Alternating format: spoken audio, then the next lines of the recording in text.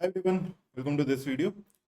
आज का जो हमारा लेक्चर होने वाला है that is on starting new topic which is index properties. तो पिछले लेक्चर में हम लोगों ने जनरल फिजिकल प्रॉपर्टीज देख लिया था। उस पे हम लोगों ने न्यूमेरिकल्स भी सॉल्व किए थे और मैंने आपको बताया था किस किस तरीके से कहाँ कहाँ पर चेंजेस आ सकते हैं। अगर आप डायरेक्टली इस लेक्चर पे आ रहे हैं तो पहले वाले लेक्चर्स एक बार ज़रूर देख लें, बिकॉज उसके बिना आगे के काम नहीं होंगे। तो without wasting any time, let's go to our topic for today. और आज हम लोग स्टार्ट करने वाले हैं with index properties of soil. अब index properties of soil slightly lengthy topic है, तो इसको मैं पार्ट्स में डिवाइड करूंगा rather than completing in just one lecture. एक लेक्चर में इसको कंप्लीट नहीं करना है, वेरी लेंदी। तो हम इसको कुछ पार्ट्स में कंप्लीट करेंगे। तो स्टार्ट करते हैं। Okay, we are going to start with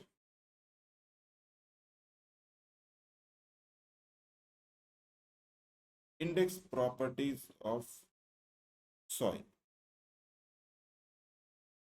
index properties of soil. हाँ, हम लोग स्टार्ट करें उसके पहले एक बहुत ज़रूरी अनाउंसमेंट है। आप में से कोई भी अगर इंटरव्यूज का प्रिपरेशन कर रहे हैं and if you need any kind of guidance और something, feel free to contact us. Description में आपको लिंक मिल जाएगा जहाँ से आप कॉन्टैक्ट कर सकते हैं और आप अपना मॉक इंटरव्यू के लिए रजिस्टर कर सकते हैं। Okay, and that interviews are completely free of cost, कुछ भी नहीं है। ओके, चलिए तो इसे स्टार्ट करते हैं। Index properties. सबसे पहले समझते हैं कि इंडेक्स प्रॉपर्टीज का मतलब क्या है। तो those properties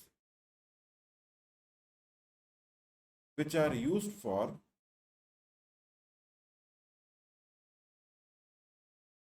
classification, which are used for classification and identification of soil, which are used for classification and identification of soil। मतलब हम लोग ये जानना चाहते हैं कि सॉइल किस तरीके की है, या उसको अगर हम क्लासिफाई करना चाहते हैं डिफरेंट डिफरेंट कैटेगरीज में, तो उसके लिए हम लोग यूज करते हैं इंडेक्स प्रॉपर्टी। ओके, एग्जाम्पल किस किस तरीके की इंडेक्स प्रॉपर्टीज है। सबसे पहला है हमारा water content,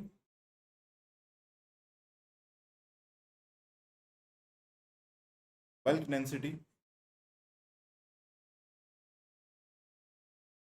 particle size distribution, then we have, लिखते जाएं इसको, कंसिस्टेंसी लिमिट्स,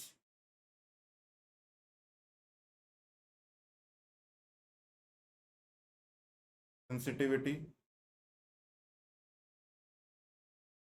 एक्टिविटी, एक्सेट्रा। फिर कुछ और इसकी प्रॉपर्टीज और भी है।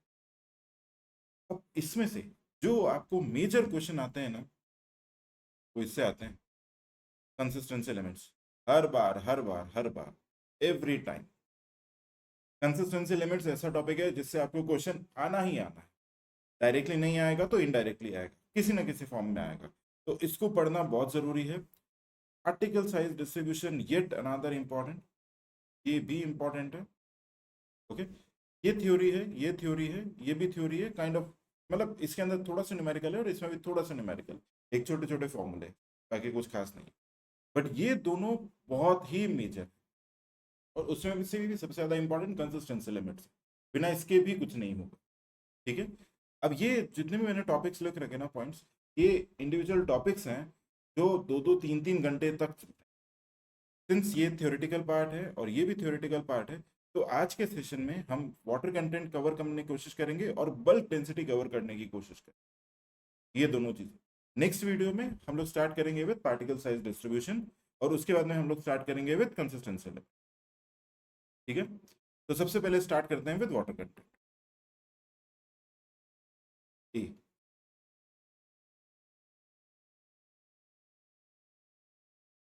Water content denoted by W. जब भी आपने फिजिकल प्रॉपर्टीज पढ़ी थी, तो पहला जो हमने फिजिकल प्रॉपर्टीज पढ़ा था वो था वाटर कंटेंट। ठीक है, ये वाटर कंटेंट क्या है? This is equal to weight of water upon weight of solids into 100, ठीक है, या इसको लिख लो mass of water upon mass of solids into 100। सवाल ये हो रहा है कि हम ये निकालेंगे कैसे। ठीक है, क्वेश्चन में दे रखा होता है वो अलग चीज़ है, बट आपको एक सॉइल का सैंपल दे दिया है और उसके अंदर बोला है कि भाई इसमें निकाल के बताओ वाटर कंटेंट कितना। ओके, सॉइल का, तो उसको कैसे करेंगे, उसी के लिए हम लोगों को आगे वाली चीज़ें करनी है।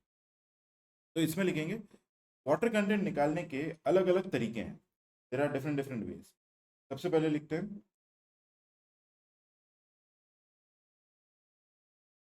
पहला है first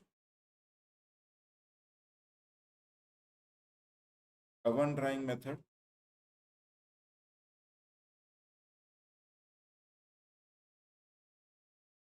pycnometer method,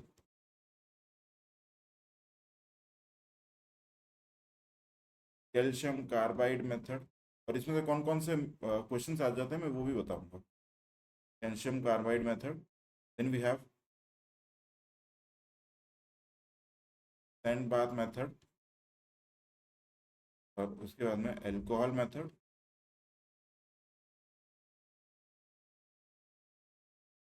then we have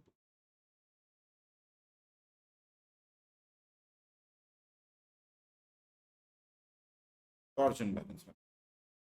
ठीक है, इसमें से ये वाला बहुत वाइडली यूज्ड है, मोस्ट वाइडली यूज्ड। ठीक है, मतलब कहीं पर भी आप साइट पे जाओगे तो मोस्टली हर बार ओवन ड्राइंग मेथड को यूज करते हैं किसी सॉइल का वाटर कंटेंट निकालने। साइट का मतलब हो गया, आप जैसे यहाँ पर जाओगे, क्या बोलते हैं, what you say, highway construction, तो वहां पर भी ये यूज करते हैं। नाउ पिक्नोमीटर लैब टेस्ट है, ओके, कैल्शियम कार्बाइड ये भी फील्ड टेस्ट है, दिस इज ऑल्सो फील्ड, ये सारे field test, field plus lab test. Okay, तो चलिए सबसे पहले स्टार्ट करते हैं with oven drying method. First डालेंगे ओवन ड्राइंग मेथड।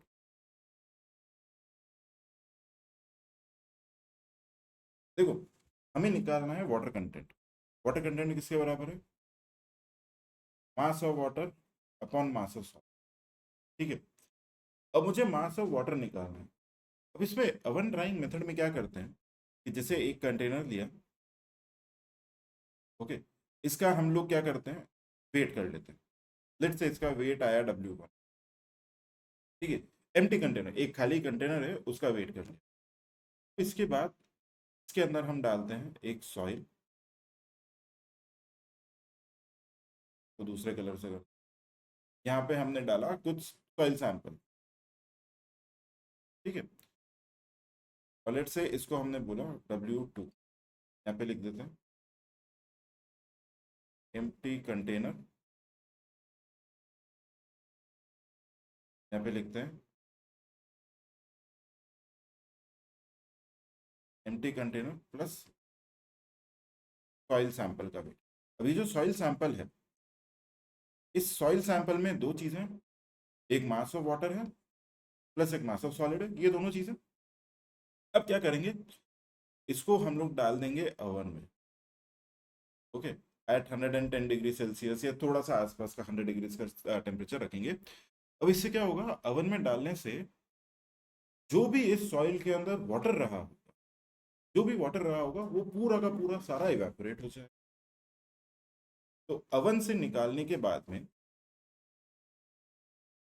यहाँ पे let's call this as W3। ठीक है, अब इसमें क्या क्या आएगा,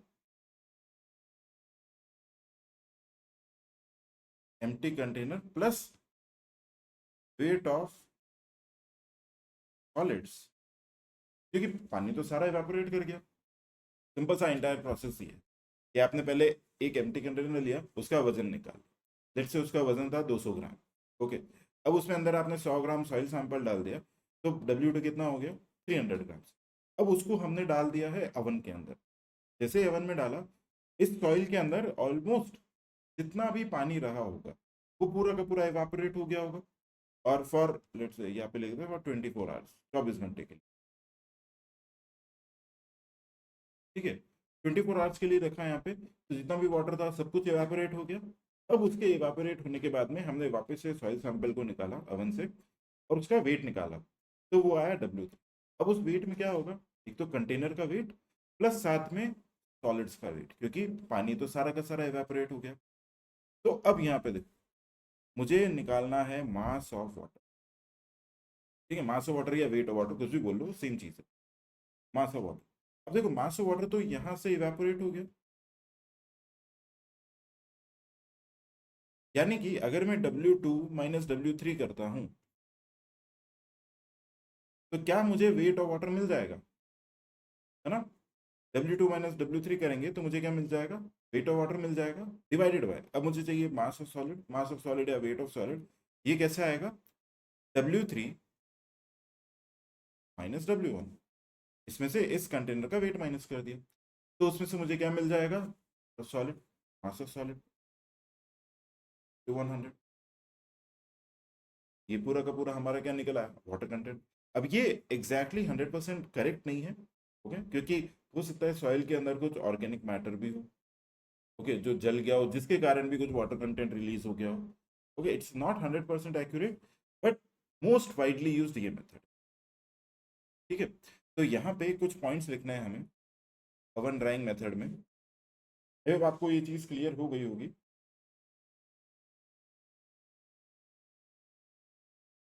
ओके, यहाँ पे नोट करके लिखेंगे, पॉइंट्स लिखने हैं, ब्लू कलर से लिखते हैं, व्हाइट कलर से। पहला,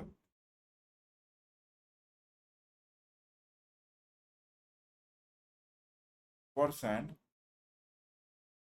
usually 4 to 6 hours are enough for drying. For clay, approximately 14 to 16 hours are enough.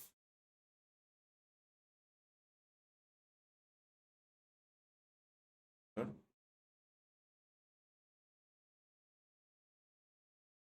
this method is reliable but time consuming. It's reliable but time consuming and most widely used. ठीक है, most widely use, सबसे ज्यादा इस method को use करते हैं। अभी time consuming है क्योंकि यहाँ पे 4 to 6 hours लिखा है, ये स्टैंडर्ड है, बट जब फील्ड पे परफॉर्म करते हैं ना तो इसको अप्रोक्सीमेटली एक दिन के लिए छोड़ देते हैं, तो वाटर कंटेंट निकलने में एक दिन का वक्त लगता है, that is why it is called a little time consuming. तो ये है हमारा first method, oven drying method. ठीक है, और यहाँ पे लिख लेते हैं, ये वाइडली अडॉप्टेड है, it is most widely use, reliable भी है, और field test, it is field test plus lab test, क्योंकि जब आप लैब्स के अंदर जाते हैं, लैब के अंदर भी इसी से टेस्टिंग करते हैं, सॉइल को थोड़ा सा सीव कर लेते हैं ताकि जो जो चीज़ें काम की है उसी का कंटेंट निकाला जा सके। ओके, तो ये हमारा हो गया पहला ओवन ड्राइंग मेथड। सेकंड पे आते हैं, सेकंड इज पिक्नोमीटर।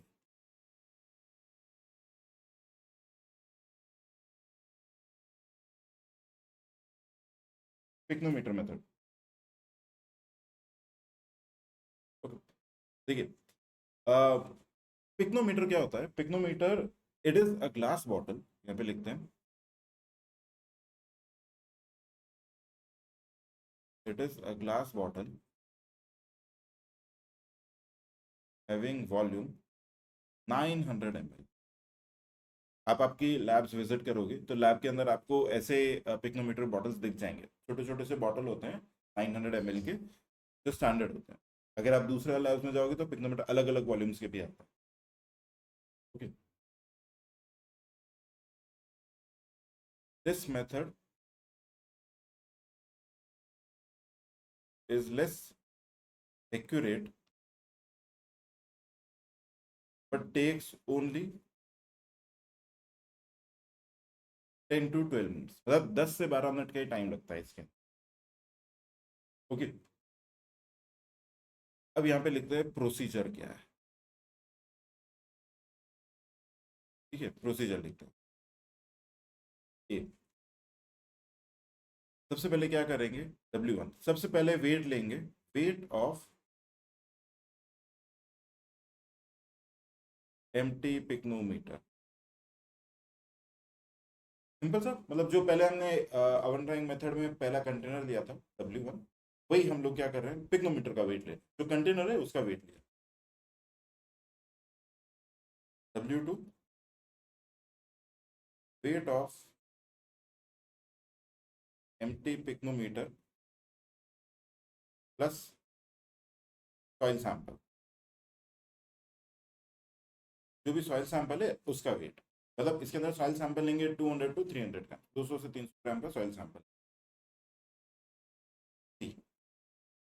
W, मतलब हमने पिक्नोमीटर लिया, उसके अंदर सॉइल डाला और उसका वजन कर लिया ताकि हमें सॉइल का वेट पता पड़ जाए। यहाँ पे आएगा weight of empty pycnometer plus soil sample plus water, ठीक है, प्लस वाटर। मतलब यहाँ पे क्या कर रहे हैं, देखो सबसे पहले क्या कर रहे हैं, एक पिक्नोमीटर इस तरीके का एक कंटेनर होता है जिसके अंदर हम लोग, इनिशियली कुछ भी नहीं है, this is weight of empty pycnometer, खाली pycnometer.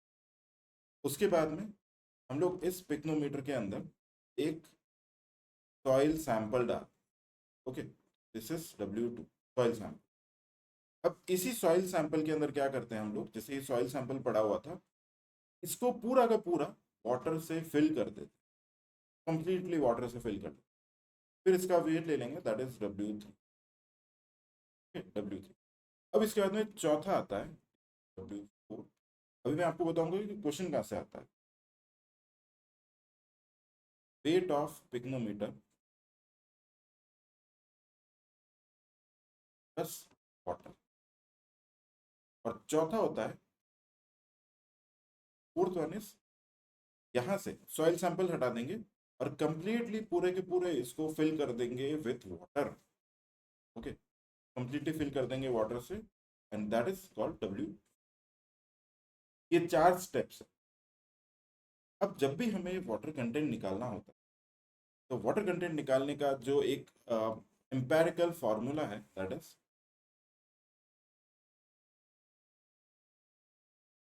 W2 minus W1 upon W3 minus W4 into G minus 1 upon G minus into 1, okay. अगर आप गेट के लिए प्रिपेयर कर रहे हो या इंजीनियरिंग सर्विसेज के लिए प्रिपेयर कर रहे हो, तो यहाँ से आपको एक न्यूमेरिकल आ सकता है इस जगह से, ठीक है। अब इसको याद रखने का तरीका ये सीरीज तो आपको याद रखनी पड़ेगी। वेट को याद रख लो, 1 2 3 4 इस ऑर्डर, एंटी क्लॉकवाइज जा रहा है, 1 2 3 4, W2 minus W1 upon W3 minus W4 into G minus 1 upon G minus 1 into 100, where G is specific gravity, ठीक है। अब देखो, ये तो हमारा फॉर्मूला हो गया वाटर कंटेंट निकालने में। अब इसमें एक प्रॉब्लम है, प्रॉब्लम ये है कि भाई अगर मुझे वाटर कंटेंट निकालना है तो मुझे सॉइल का पहले स्पेसिफिक ग्रेविटी पता होना चाहिए, ओके। तो जनरली पिक्नोमीटर को वाटर कंटेंट निकालने की बजाय स्पेसिफिक ग्रेविटी निकालने के लिए भी यूज कर लेते हैं। कैसे, पहले हम अवन ड्राइंग मेथड से वाटर कंटेंट निकाल लेंगे और इस वाटर कंटेंट को रख के यहाँ से कैपिटल G निकाल लेंगे, स्पेसिफिक ग्रेविटी निकाल, तो दैट्स वाइस वर्सा, उल्टी चीजें चलती, ओके। तो यहाँ पे नोट में कुछ पॉइंट्स लिखेंगे, note point number 1, that is this method can also be used for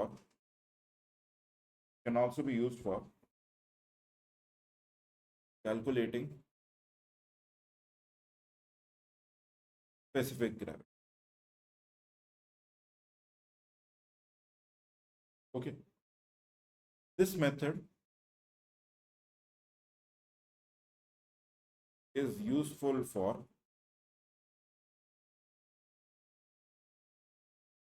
coarse grain soil, मतलब कि अगर आपको वाटर कंटेंट निकालना है कोर्स ग्रेन सॉइल का, तब हम लोग डायरेक्टली पानी के अंदर डालेंगे और ये मेथड फॉलो करेंगे। बट अगर इसी मेथड को हम लोगों को किसी फाइन ग्रेन सॉइल के लिए यूज करना है, तो जहां पे हम इस जगह पर वाटर को यूज कर रहे थे, उस वाटर की जगह केरोसिन यूज करना पड़ेगा। Okay, but if it is required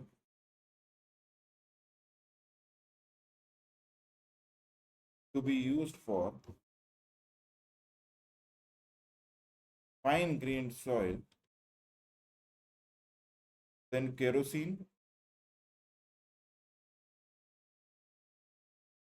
needs to be used in place of water, because kerosene is a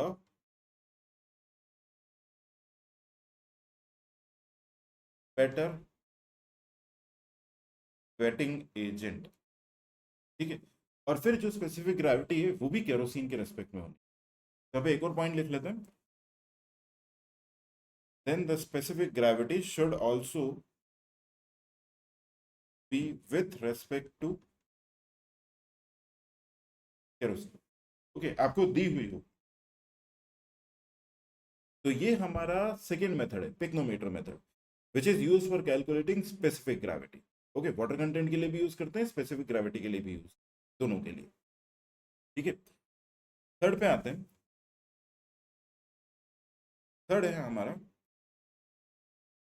calcium carbide method.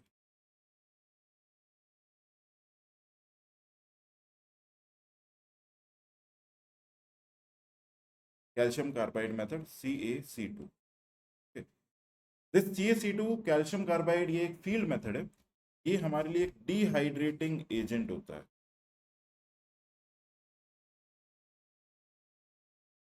Okay, तो इसके अंदर क्या करते हैं, किसी भी सॉइल सैंपल का जिसका हमें वाटर कंटेंट निकालना है, एक मॉइस्चर टेस्टिंग इक्विपमेंट होता है जिसको MTE के नाम से जानते हैं।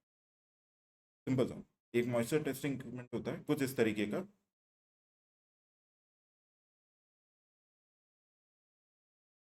यहाँ पे एक प्रेशर गेज बना होता है। ओके, यहाँ से एक लिड ओपन होता है इस तरफ से, और इसके अंदर क्या करते हैं, सॉइल सैंपल को डाल देते हैं। ओके, यहाँ से डालेंगे सॉइल सैंपल को, पूरा का पूरा सॉइल डाल दिया जिसका हमें वाटर कंटेंट निकालना है। ओके, अब इस सॉइल सैंपल के ऊपर से हम लोग डालते हैं CaC2 powder, calcium carbide powder. तो होता क्या है, ये जो कैल्शियम कार्बाइड हमने डाला है, ये सॉइल के वाटर के साथ रिएक्ट करके एक गैस प्रोड्यूस करता है। That gas is C2H2, acetylene gas produce करता है। वो एसिटाइलिन गैस जितना ज्यादा प्रोड्यूस होगा, हम लोगों को पता चलेगा मॉइस्चर कंटेंट भी उतना ज्यादा। ओके, ये प्रेशर से हमें पता पड़ता है, कैलिब्रेट हो जाता है, पता चलता है कि जितना ज्यादा गैस प्रोड्यूस हो रहा है उस सॉइल के अंदर उतना ज्यादा मॉइस्चर कंटेंट। तो यहाँ पे सिंपल सा एक लाइन लिख लेते हैं। It is a very quick method, क्योंकि गेट के अंदर ऐसे क्वेश्चन बनते हैं कि which of the following method is the most quickest, कौन से वाले मेथड को कहाँ पे डिप्लॉय कर सकते हैं। ओके, तो it is a very quick method. It takes about only 5 to 7 minutes।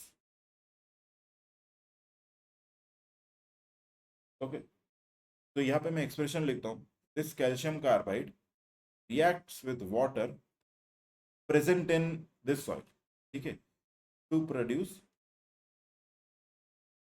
Acetylene gas plus lime. तो लाइम तो इसमें नीचे ही रह जाता है, this is acetylene gas.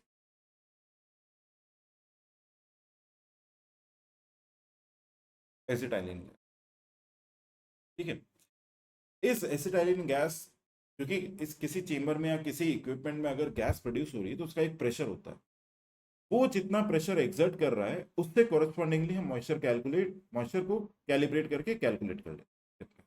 Okay, तो this is very simple calcium carbide method. इसके अंदर ध्यान रखने वाला अगर कोई क्वेश्चन बनता है तो ये बनता है कि ये बहुत क्विक है, और दूसरा इसके अंदर एक एसिटाइलिन गैस प्रोड्यूस, ताकि कैलिब्रेशन कैसे हो रहा है, क्या हो रहा है, वो ज्यादा काम का नहीं। ओके, नेक्स्ट इज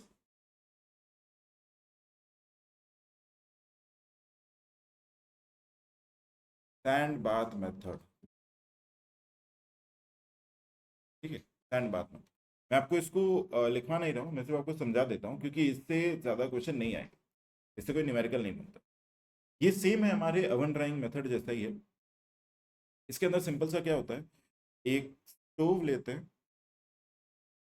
जैसा हमारे घरों में स्टोव होता है इस तरीके का एक स्टोव होता है।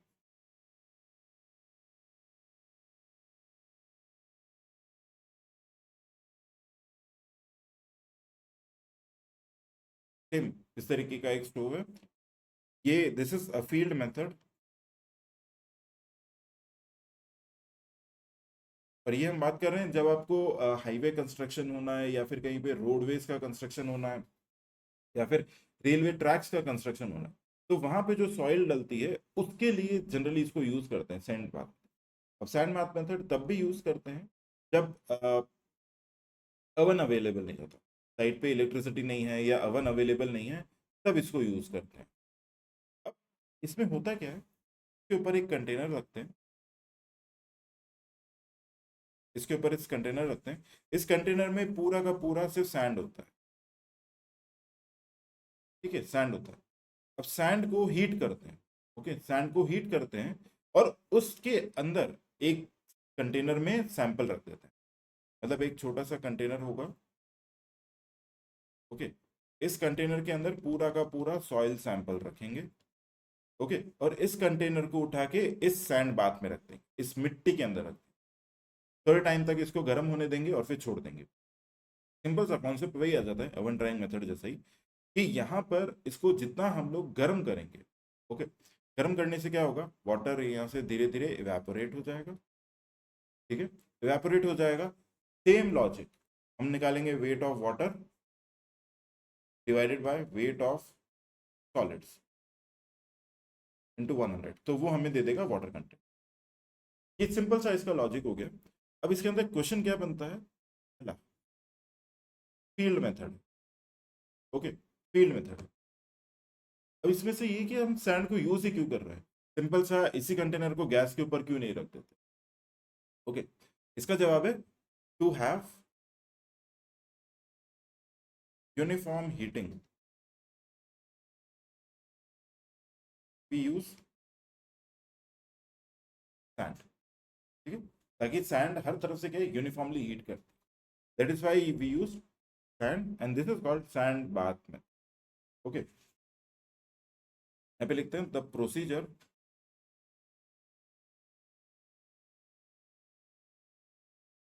Is same as oven drying method. ठीक है, यहाँ पे सिर्फ अवन की जगह हम सैंड बाथ के अंदर इसको डाल, बाकी कोई चीज नहीं। अब इसका एक स्लाइटली डिसएडवांटेज भी है, वो डिसएडवांटेज ये है, since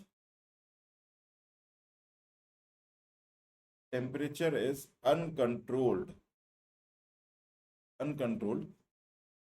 there is there are chances of loss of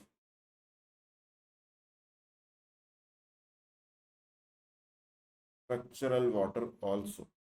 ठीक है, स्ट्रक्चरल वाटर, अब इसे नाम ध्यान रख लीजिए, आगे वाले आगे आने वाले लेक्चर्स में स्ट्रक्चरल वाटर क्या होता है वो चीजें भी क्लियर हो जाए। ओके, टेम्परेचर हाईली अनकंट्रोल्ड हो जाता है, मतलब क्योंकि अवन के अंदर तो हम लोग टेम्परेचर सेट कर देते हैं, इसके अंदर टेम्परेचर सेट नहीं कर सकते, तो हमें पता नहीं चलता कि टेम्परेचर क्या है। अगर टेम्परेचर बहुत ज़्यादा हो गया, may be above 300-400 degree Celsius, तो हो सकता है कि सॉइल का स्ट्रक्चरल वाटर रिमूव हो, और अगर स्ट्रक्चरल वाटर रिमूव हो जाएगा तो सॉइल का स्ट्रक्चर बदलेगा। तो ये इसका स्लाइटली डिसएडवांटेज है। ओके, बहुत ज़्यादा एक्यूरेट मेथड नहीं है, but it gives a fair idea of same as oven drying method. बहुत एक्यूरेट नहीं है, बट अप्रोक्सीमेट हमें आइडिया लग जाता है। ओके, नेक्स्ट आते हैं alcohol method.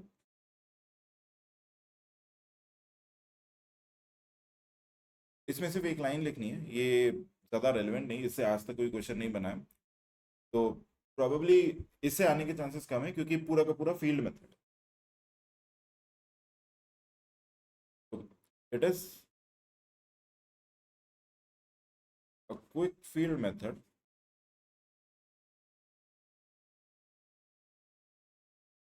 in which methylated spirit methylated spirit is same as alcohol also, is used in soil sample to increase rate of evaporation. ठीक है, to increase the rate of evaporation. अंदर इतना ही ध्यान रखना है, if this is torsion balance method.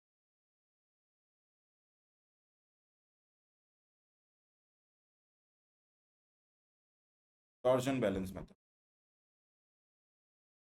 Torsion balance method के अंदर एक लाइन ध्यान रखनी है, it is a lab test in which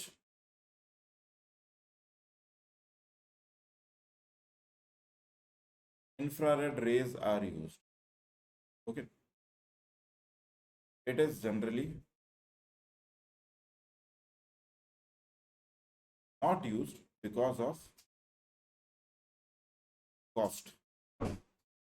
well, it is very costly kind of, ये बहुत महंगा मेथड है, इसलिए जनरली इंडिया में इसको यूज नहीं करते। यूज करना होगा तो either we'll be using oven drying method और पिक्नोमीटर यूज कर लेंगे, टॉर्शन बैलेंस मेथड को यूज नहीं कर। ओके, ऑल राइट, तो ये हमारा हो गया है डिटर्मिनेशन ऑफ वाटर कंटेंट। आज के सेशन में इतना ही कर रहे हैं क्योंकि थोड़ा थोड़ा थ्योरेटिकल है। अगले सेशन में हम लोग स्टार्ट करेंगे with determination of bulk density.